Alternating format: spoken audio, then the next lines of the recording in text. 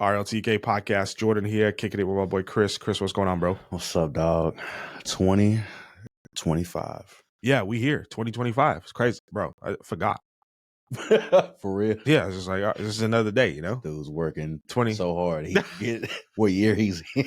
I mean, hey, bro, major accomplishment this year. We actually finished the curriculum at the beginning of the year. Yeah. So all 12 months are actually out, actually finished. We added videos. We added volunteer guides. So like at the beginning of the series, volunteers can have like some information that kind of helps them prepare to like serve in the series. Yeah. We added PowerPoint presentations. We're adding these interviews with all the writers so that people can get a real sense of the writer and why they wrote it, and that will help them in terms of their communication and their context. Yeah. So we did a ton of stuff to really try and help youth workers in the way that we thought they needed helping. And so excited to see how this does this year. Check it out, reframeyouth.com. Yeah. If you're looking for content and resources for your youth ministry or just to use with youth in general, and share the gospel with them. And we'll continue to make it better, and we'll continue to develop it for the sake of reaching this generation that changes every 3 seconds. Yeah. Literally all the time. New trends all the time. Facts. Crazy. Crazy.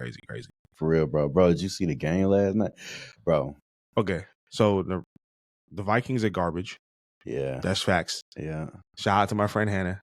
I might have to low-key clip this, do an Opus clip and tag her. She'll be hot. Because she's been running her mouth, too, about the Vikings. So shout out to Hannah because your team got trashed. Dang, yeah, it was and crazy. You're at home with the Cowboys, just like us. Yeah. Except you don't know if you have a quarterback. To be fair, we don't know if we have one either. I'm not going to lie. Bro. No cap. You ain't lying. But news of the day, though, what do you think about this whole Deion Sanders situation? Bro, let me tell you something. I don't think Deion should come to the. I don't know the relationship between Sanders and Jones. I don't know what their relationship is like. Jerry only has one relationship. It's with money. I get that, right? And so, like, I understand if he hires him, I know it's going to be for the bread. I don't know if he actually cares if the Cowboys win the Super Bowl or not. I mean, people have been saying that for years now, bro. I mean, if he hires, I almost said Barry Sanders. If he hires Deion Sanders is an alpha. He's not going to be you're not going to be able to run over him. Yeah. He's going to want to lead his team, control his team, and do what he needs to do to win the Super Bowl. Fact. I think he actually cares about the championship. No, I don't know if their relationship is going to be good enough. I feel you. But I know he may hire him because it's going to be the price of the Cowboys may go up, the notoriety or the networking may go up, but I don't know if it's going to be a good relationship.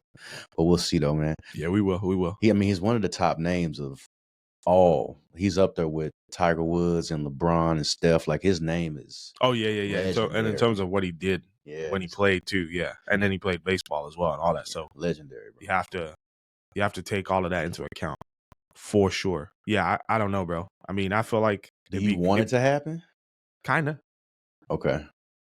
I'm just curious, like, what that would do for the Cowboys. Would that energize the team? Would that, put Dak Prescott on notice? Ooh. You know what I'm saying? Would it cause CeeDee Lamb to step up his game to another level? And not that he didn't ball this year. You know what I'm saying? Yeah. Like, just what kind of energy and swag would that give the Dallas Cowboys if Deion Sanders was their head coach? That's actually that's you know what I'm saying? I think that's a good. I think that's what Jerry Jones should think about. Is I think the energy and the motivation that he will bring. You have a Hall of Fame legend, trendsetter. He's the perfect coach, prime bro. Time, bro. He's the perfect coach if Jerry Jones will move out the way. It's just point blank, period. Anyways, Cowboy fans' problems. Like I said, we're God's team because we suffer. And one day we'll be resurrected in glory and win that Super Bowl. We're in the desert. Yeah. Eating manna. Want to go back to slavery.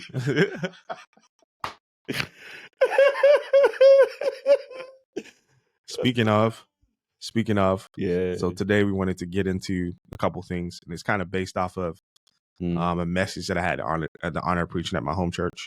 Shout out to Revive Church this past weekend. Facts. Talking about the grand story or meta narrative of Scripture, and kind of talking about the whole idea that there's like a story, an arc to the biblical text. And obviously the biblical text is God's story revealed to us, right? And revealing Jesus Christ. And as we read that story, we get to place ourselves in it. Mm. And so that helps us understand who we are and why we're here and where we're from. Like those transcendent questions that can't necessarily, or I don't think you get better answers anywhere else. Yeah. Like I think the Bible's claim is that it intends to make sense of human history, not just religious history, right? It doesn't just say, okay, this man Jesus came and died, and if you trust in him, then you get to go to this place called heaven. Right. But it says way more than that, and it explains way more things than that, and it's arc, it's narrative arc. And so we were kind of getting into that a little bit, and then as me and Chris talked, we thought it'd be cool to really discuss, what does that mean for a Gen Z? What does that mean for a Gen A? What does that mean for our youth as they are on a quest to figure out who they are, where they're from, what their purpose is, why they're here, right? Like all of those questions I think they ring true in our minds and hearts as adults, if we're really honest, right? Yeah.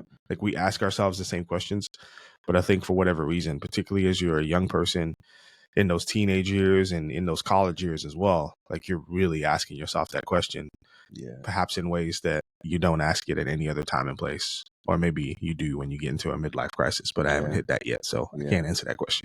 Yeah, fair enough. When you get 45 and you buy your Ferrari,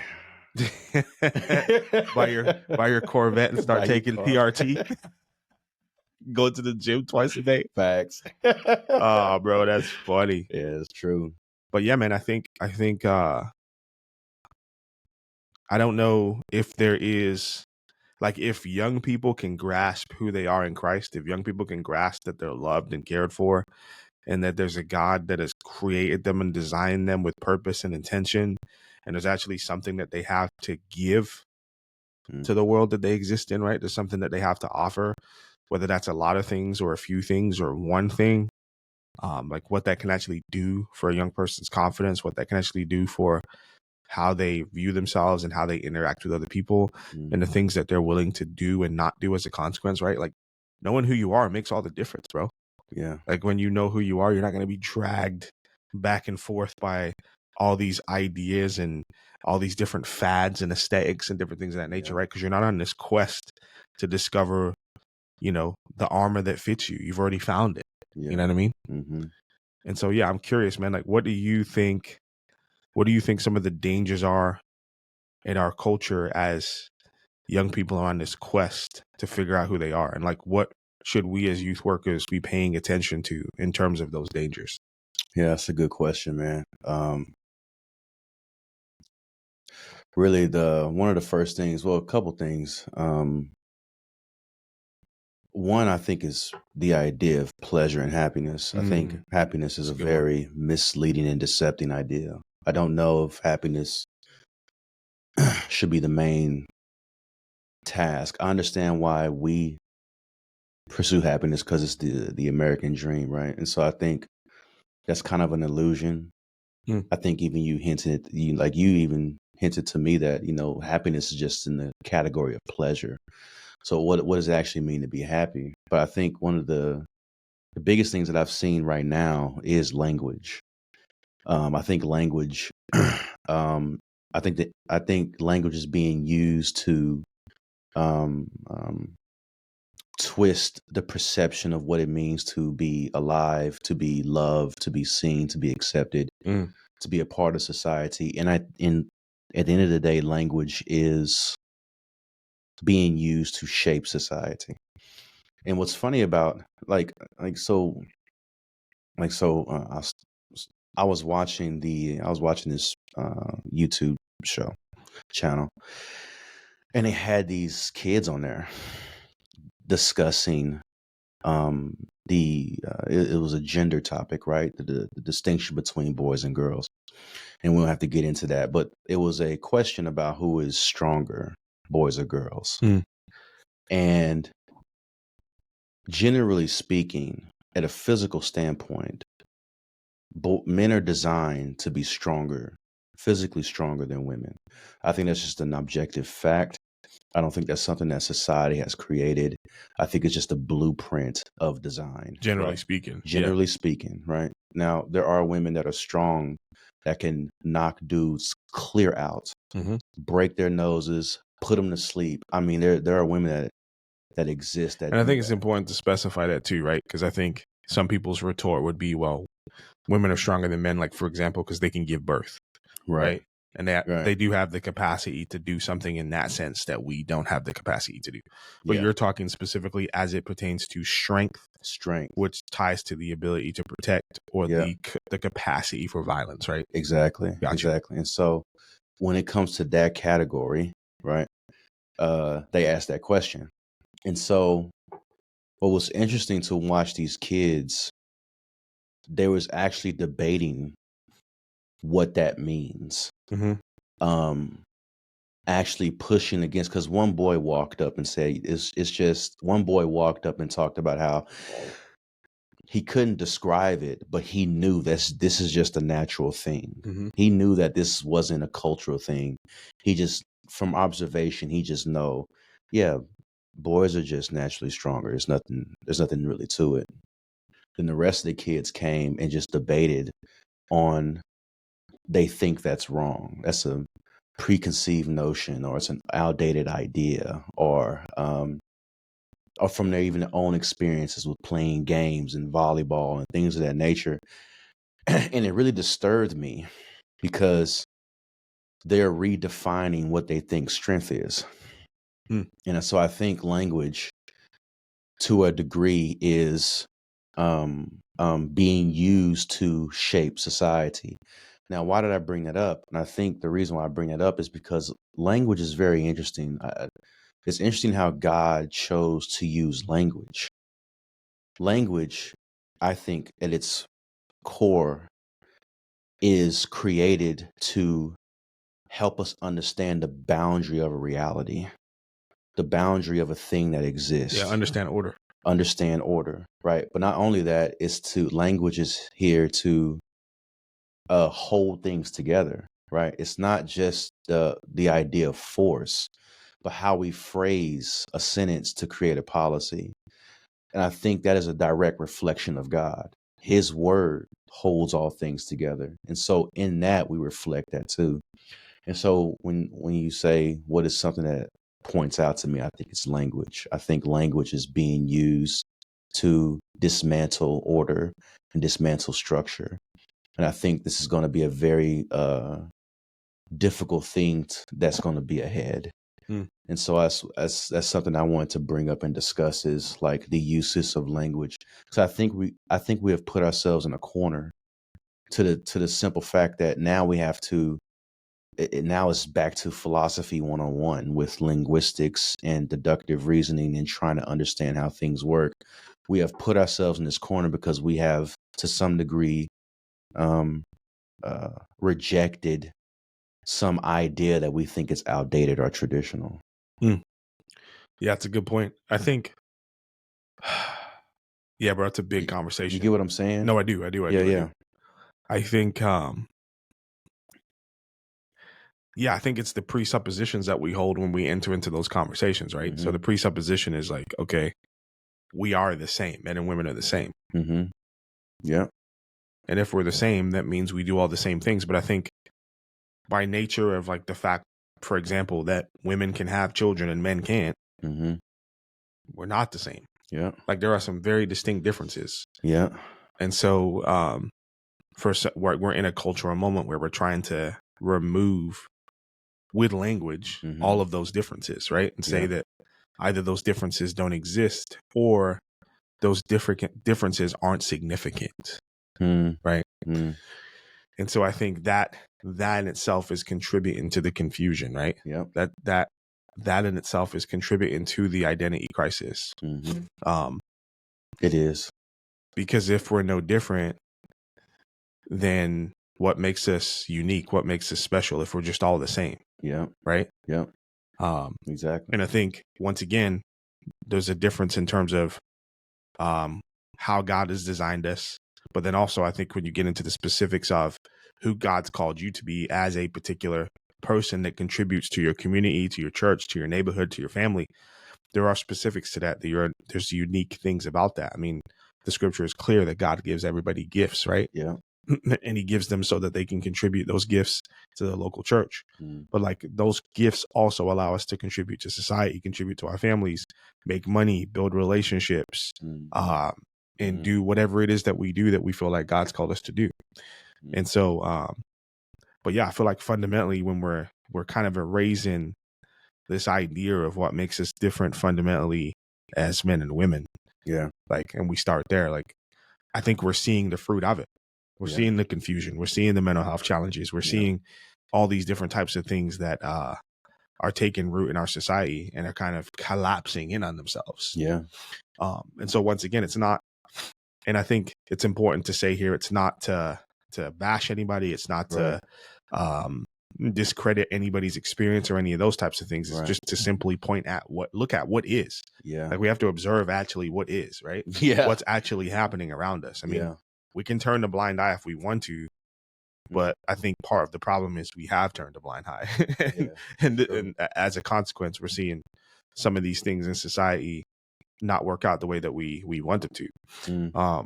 Something that's really interesting to me, like as we talk about identity and all those different types of things, is thinking about this. So obviously you guys know I'm from the UK, and you guys can look this up. There was somebody who they actually transitioned when they were like 12 years old, I believe. And then they actually just sued the NHS, which is our National Healthcare Service, and basically said that they were too young to transition.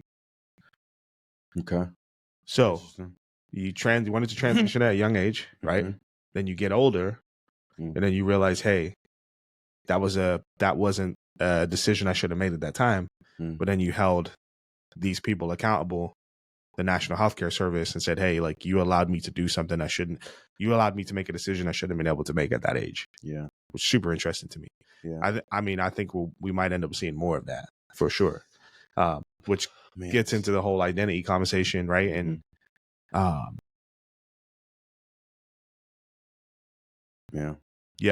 think we're on this quest to figure out who we are.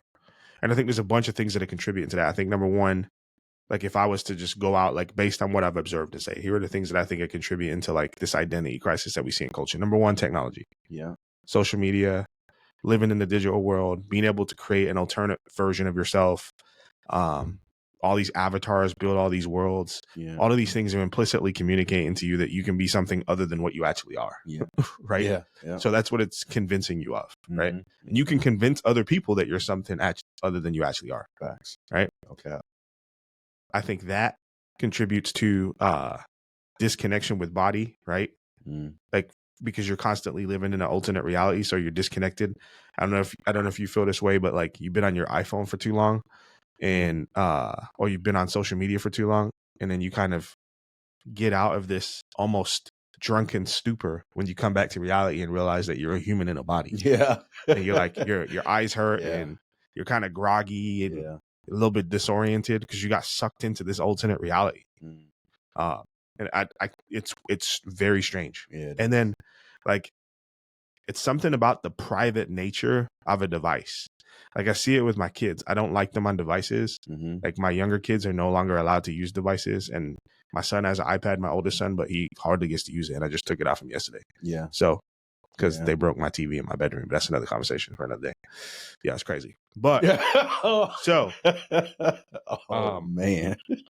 So my point is like anytime, and it's really interesting because my kids like to use ABC Mouse, which is like a learning game, right? Oh yeah. But they like to play it on the iPad, right? And so anytime that I've seen them use the iPad to play this game, they get very selfish, very enclosed into their own space. And it's like, leave me alone. Don't touch me. I'm not sharing. I'm in my own private world, doing my own thing, and I don't want anybody to bother me. It's very peculiar. And so I always make sure that they do it on desktops now because it's public. They can't privatize it, and it doesn't change their behavior in the same way. And so I think that is contributing to this like confusion, right? And so we're feeling disconnected from our body. And then when we're feeling strange in our bodies, like a common answer to that strangeness now is, well, that's because you're in the wrong body, right? And so that wasn't a solution not too long ago. And so for whatever reason that solution came about to be, I can't tell you off the top of my head. I mean, we'd have to take like a theological, philosophical, historical discourse to figure that out, right? But I think like those things are contributing to this identity crisis, so to speak. And then once again, you've got the equalization of roles in society. And so before, when you could kind of like, I guess, buy into a certain gender role, if you will, like we've removed those, right? And almost in some cases, it's frowned upon to really overly try and fit into any one of those two roles, right? So if you're a more traditional woman, so to speak, whatever that actually is, that's frowned upon. And if you're a more traditional man, that's frowned upon too, right? And so I think that's contributing to the confusion. Like I see a lot of young men who just don't know what it means to be a man, and they're unsure about how to go about figuring that out, because they might like end up getting themselves in trouble. You know what I mean? Yeah, for real. And so yeah, it's a really interesting time. No, it is, because you're right. Because I remember even if when we was growing up, some sense of traditional manhood existed, but when we looked out into the world, at least we had something to look to, even if we were lost. Today, these boys, I don't think they have anyone to really look to. Like, can we even name a male role model for society that young boys can look to say, this is how we're supposed to be? And I think you're getting at something here, is the art of imitation, which I think that's good, bro. We have removed, right? Because we have made everything equal. We are trying to get rid of what is perceived to be wrong. We have, in that attempt to do those things, we have removed the intrinsic value of imitation. We removed its ability to add value to our lives. Yeah, bro, that's good. That's, what that's profound, because I'm thinking about that in the context of the family, and how many parents now are just like, you get to figure it out. You get to figure out what your religion is. You get to figure out who you want to be and what you want to do. And so it's like almost like leaving your kid on an island to just like, they have the freedom to discover who they are. I'm like, that's an incredible amount of power. Yeah, it is. And like, and it's a burden. They don't want that. Yeah. You know what I'm saying? Yeah. They want guidance. They want direction. They want you to help them understand what reality actually is. Yeah. And I think this comes to like, to bring it full circle, it's kind of begin answering the question. This is like the place of the youth leader, the youth worker, the church, so to speak, is to continue to proclaim that truth, right? Yeah. The pillar and ground of truth in society, like to preserve that truth, as you said in previous podcasts, to continue to proclaim it and say like, no, this is what scripture actually says. This is who God has created us to be. These are the ways that God has created us to operate and interact with each other in the context of community, in the context of the local church, in the context of government, right? And so like, the scripture can return us to an order and a structure and a way of life that I think we can grab a hold of, and we can feel grounded and secure in that, if that makes sense. No. And so I think it becomes like really important for us to like really answer basic, simple questions now that aren't getting answered anywhere else. And like we got to give young men permission to be young men, and then we got to give young girls, young women permission to be young women. You know what I'm saying? Yeah. And like navigating and struggling and wrestling through what all of that means. Yeah. You know what I mean? Yeah. And I think why you should continue to proclaim that is because like even part of identity, what takes part in identity is pleasure, right? What you find pleasure in, you identify as, right? And so I think like to a certain degree, like, because what does it mean to be a child of God? To a certain degree, I find pleasure in God. I find pleasure in Christ. That's good. So like even like back in the day, you smoke weed. I'm a weed head, right? That's true. Or you're a porn, you're a porn addict, right? Yeah, so you like identify with that thing that you find pleasure in. Exactly. So I think like that is why we should continue to proclaim these things, is because pleasure has a very heavy stock in how we identify ourselves as humans. That's good. And so I think that's why I say pleasure is one of the conversations that we ought to have in this. Yeah. Understanding how Gen Z can find themselves is what to We have to do the investigation to see what they find pleasure in. Because in that, you can somewhat see what they identify as. Yep. Yeah. And I think what's interesting about like Gen Z, Gen A is like they seem to be totally comfortable with labels, right? In a way that in a way that we weren't. Yeah. So like they'll label themselves online, like, hey, I'm these things, right? And that's how they'll kind of identify themselves. And so it's really interesting because as I'm thinking about this, I'm like, okay, I'm thinking about like all the challenges in society, right? Sexism, racism, like all the isms, right? And all the ways that those things intersect with people and affect people's lives and whatever, right? Yeah. I'm thinking about this conversation I was having with a young lady in our youth space a couple weeks ago, and she was talking about being Native American in like colonization and all those different types of things. And so it was cool to kind of point her to some evidence that we have suggested, well, Jesus was actually communicating with tribes before the Europeans got here and started colonizing. You know what I'm saying? Yeah. And like, hey, this isn't actually the white man's religion.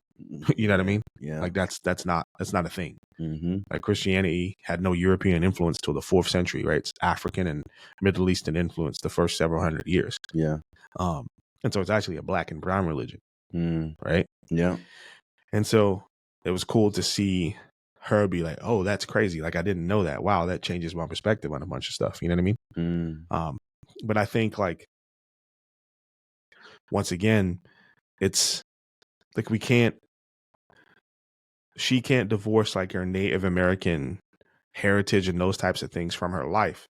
But I think, once again, if Christ is the main thing and she interprets the rest of her life through that, I think that's essential.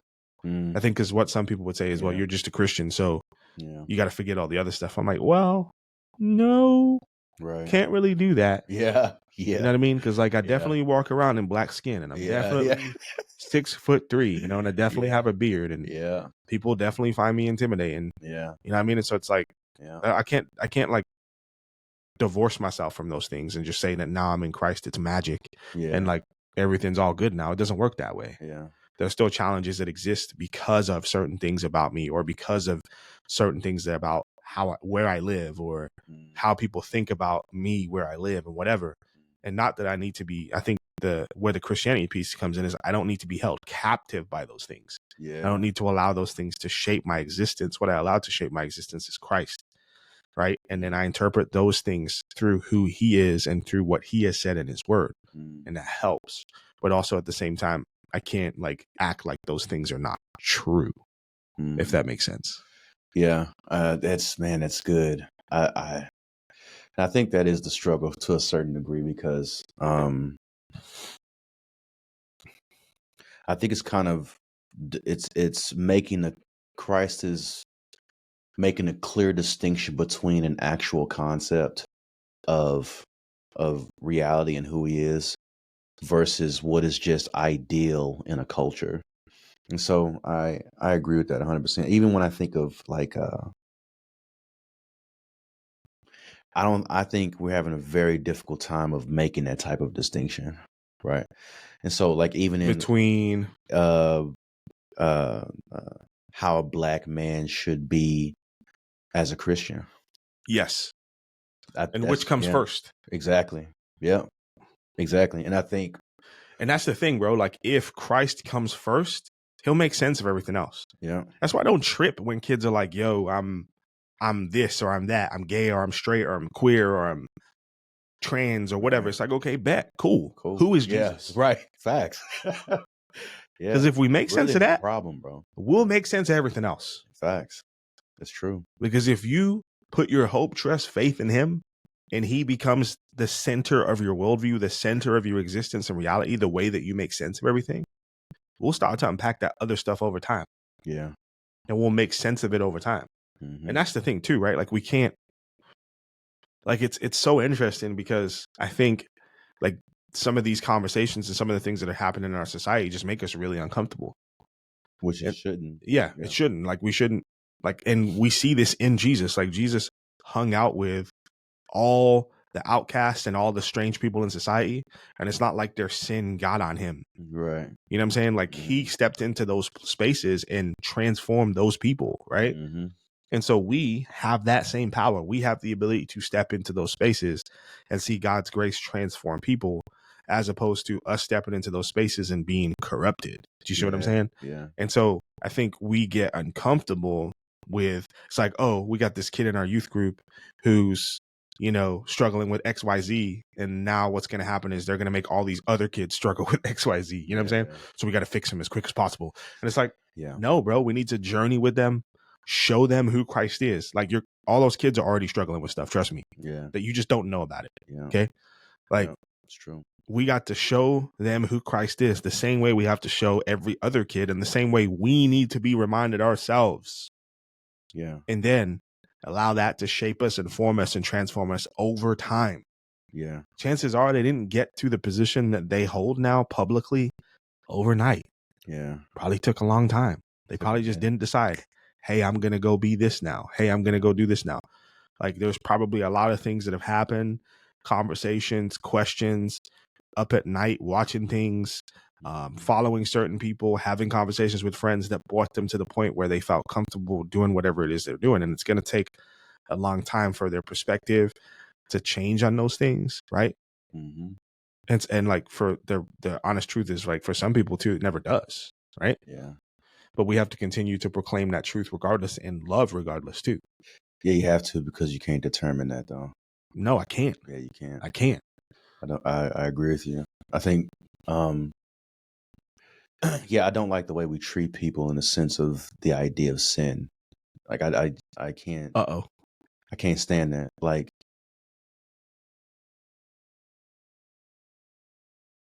to some degree, man, I feel for the world and I hurt for it. And,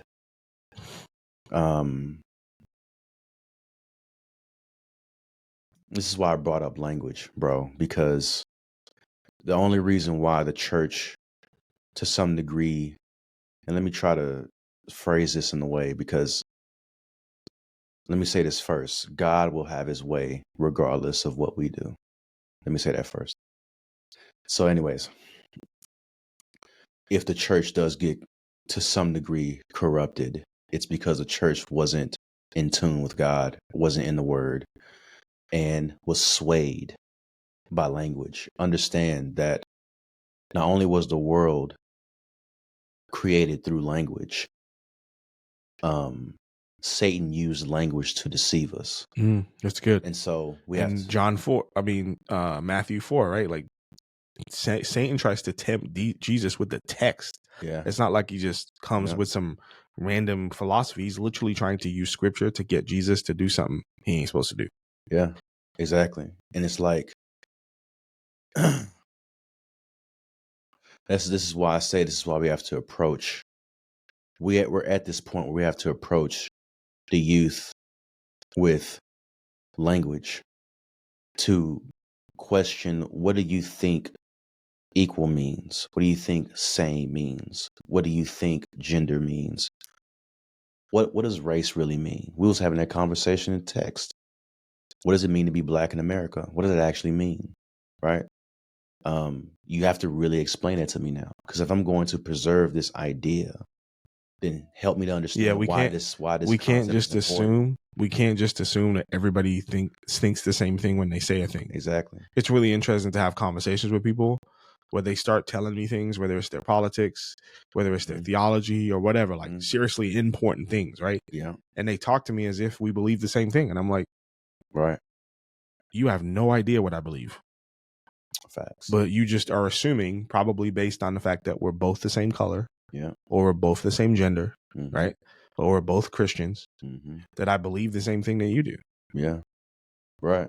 It's crazy. It's mind blowing sometimes the way people do that. Yeah. And it is. Like you're saying, it's like, once again, do we even have the same definition of that word? Like when you say it and I say it, what do we mean? Exactly. And this is kind of like the postmodern, and I think this is true of like words over time, generally speaking. They have like a very refined definition initially, and then over the span of history that we start to use that word for more than what it was originally used for. I mean, it's how we get slang words, right? Yeah, because I think one of the reasons why words evolve the way it does or changes the way it does is because we have a difficult time of perceiving a thing. Mm-hmm. I mean, that's why relativism exists. In my opinion, it exists because we can't perceive a thing. So everything is relative because we can't properly interpret it or perceive it, or there's variables of variables, but there's a very gapping hole in that idea, right? And so I think relativism is just a privileged concept in America. I don't think it's actually a thing within itself. Anyways, I think it's very important to understand that we are voluntarily confusing ourselves. And right, I think we are.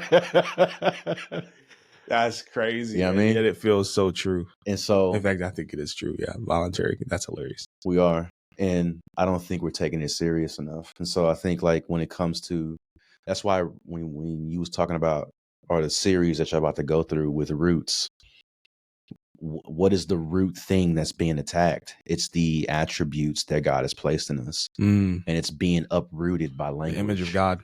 The image of God is being uprooted by language, culture, and the lack of training of interpretation. And so, like, the one way I would say that we can engage with young people is to help them think again.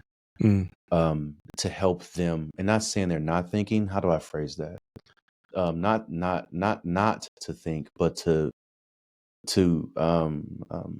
make distinctions in their thinking. And I think it's to think about their thinking, right? Yeah, to make distinctions in their thinking. Yeah, like to think about the thought. Yeah, exactly. I think because we're consuming information and we're thinking about the information we're consuming, right? But are we thinking about the information we're consuming in the sense of like stepping back from it and evaluating it? Yeah. You know what I'm saying? Yeah. And I think that's what you're talking about. And I think that's why conversation becomes so important, because it gives me the opportunity to ask, well, why do you think that? What do you think that word means?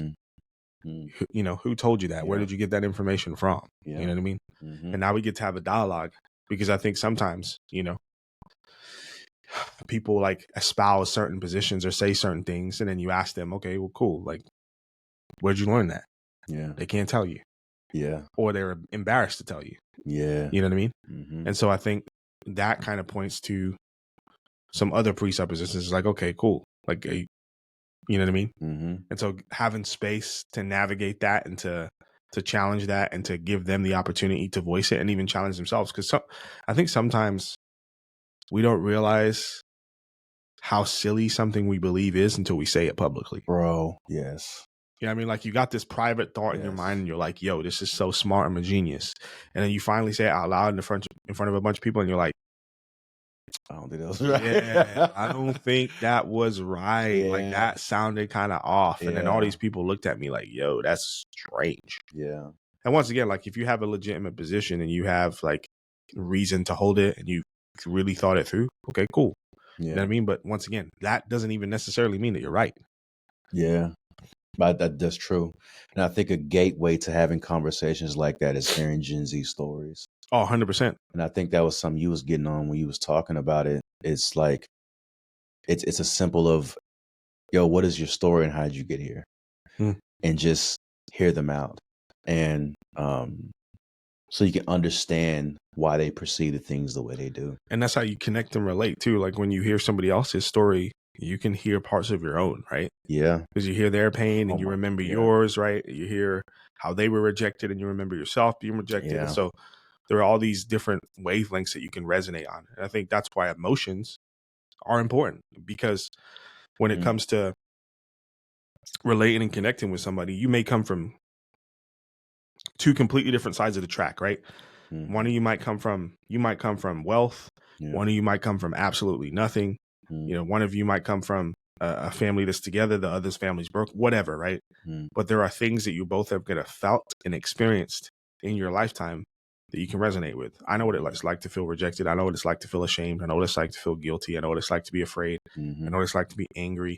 I know what it's like to feel abandoned. So, like, you can hear those things in somebody's story, and then you can connect and resonate with them as you've experienced the same types of things. That brings you together. That builds trust. And that allows you to have conversation where you can actually exchange ideas and information from one another in a way where you're actually learning and growing. Yeah. And I think that helps us also, like you said, right? You can see yourself in other people's stories when they say it, right? You may not fully understand or you may not fully experience what they experience, but like when you tell your story, to some of that, I can see myself in that. And I think that's why, like, even as a Christian, I think that's why sharing your faith, sharing your testimony, sharing how God transformed your life is so important. Yeah. You know what I mean? Because I think people can resonate with parts of your story, and what they can hear is like, yo, God did that for you. You can do that for me. Yeah. Right. And it can spark an interesting conversation of where was he at for me? Right. Like that's interesting, bro. Cause, say when someone's they got abused, right? Stuff like that. Someone else got abused, but they experienced Christ. That story can help them see where Christ lies and in their story. Yep. And where he was and how he didn't allow certain things and things of that nature, even though that's a very tough. Yeah, it's a complicated conversation. It's complicated, but I think that's why story is important. That is, man, it's interesting that it's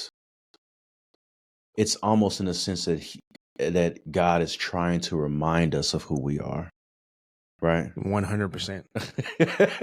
I think that's exactly what we're doing. The scriptures remind us of who we are, our heritage, where we're actually from, what we were actually created and designed for, and then what God has actually done about that, and our responsibility now in the in-between, right? Yeah. Christ's death, burial, resurrection, and ascension, and his return. We're in the in-between. And we have all this history before, and we have all this history after, but we know our place in the story, right? And our place in the story is to be his people that preserve truth in society, that love and care for our people, that are redemptive agents, that build things for the sake of the kingdom, that serve and love and care for people to draw them to Christ. That's why we're here. Yeah. Right. Yeah. And I think if we place ourselves accurately in God's story, then we'll do God's work. Yeah. But I think once again, like that idea kind of fundamentally goes against how we understand identity in modern culture, which is identity comes from the inside and bleeds out. It's a complete inversion. When instead the way it has happened is identity actually comes from the outside in. Yeah. Right? Yeah. And so that's what we're kind of returning to. And so I think part of the conversation too has to be helping young people recognize that this inside out way of understanding themselves actually isn't working. Yeah. Yeah. It actually isn't producing what they want it to produce. It's true, man. It's to some degree, I truly think that desire has to be given and you can't earn it. I think the things that Gen Z is looking for, the reason why they can't find it, I think it's because it has to be given to them. Yep. And so they revealed, revealed, right? And so like they're out here trying to experience the world and experience new things, right? Drugs or partying, sexuality, alcohol, politics, whatever. They're trying to find themselves, discover, and like experience can't give you what you desire; it just gives you what you're experiencing. And I think only God can give you what you really desire. Yep. Right. And I think so. I think what you're saying is accurate. Like it's the outside coming in, but I think God uses that in the sense of environment, right? And so like the environment that you got these young people in plays a very heavy role in how they perceive themselves. It's good. And so to some degree, and I think this is why a lot of times people get angry, because when you're in a healthy environment, you get angry like, who do you think you are? You think you better than me? You think like, I mean, I felt like that. I mean, yeah, I mean, like I've seen someone that dressed well and speaks proper, and I'm like, oh, you think you're better than me? I'm like, no, no, I just like to dress well. I just like to dress well and talk proper. And so I think, like, to some degree, a healthy environment is the mirror of the broken, right? You get to see the lack of makeup. You see where you didn't brush your teeth. You see where you left a tag on or a stain on your shirt, and it kind of makes you upset. And so I think that is going to be the rough patches of trying to mirror Christ, is that it's going to reveal those insecurities and angers. But I think it's a good thing, because it also brings it helps them see who they truly are made in. So that's why I think, like, healthy environments are very important. And that's why I also think, I guess I'll say this and I'll stop, but this is why the familiar is more desirable than the healthy. Right? Comfortable, safe. I'd rather go back to the hood. I'd rather go back to slavery. That's good. Than eat this manna, be where I'm supposed to be, and be where I know I'm loved and belonged. Well, I'd rather go back over because that transition is hard, right? The wilderness. Very difficult. It's the wilderness to the promised land. Bro, right? It is difficult. Like, because you have to become a different person in the wilderness, right? And so you have to die. Yeah, correct. And so it's easier to go back than it is to go forwards. Yeah. Let me go back to what I know. Yeah. Right? Whether it's painful, whether it's damaging, at least I know it. Yeah. It's, you know what I'm saying? It's what I do know versus what I don't. Mm-hmm. It's true. It's good. Okay, bro. I like that. That was good. Good start to 2025, I think. No? Yes? Maybe? Oh, I thought you were going to say something else. Yes, it was a good start. I'm not going to lie. I really thought you were going to say something else. I really did. Bro, you was looking at me like... Yeah, I was waiting. But yeah, it was a very good start to the conversation. I think this is where we have to start. I think we have put ourselves in this position where we have to start here. So it was a good conversation. Well, as we always say, this is the beginning of the conversation, not the end. Like and subscribe. Questions, comments, concerns, like and subscribe. Share this with people that you know care about reaching young people for Jesus and having those hard conversations and understanding what's actually shaping them and how we can engage with it in a way that helps them understand who they truly are. We love you. We'll talk to you guys soon. Peace.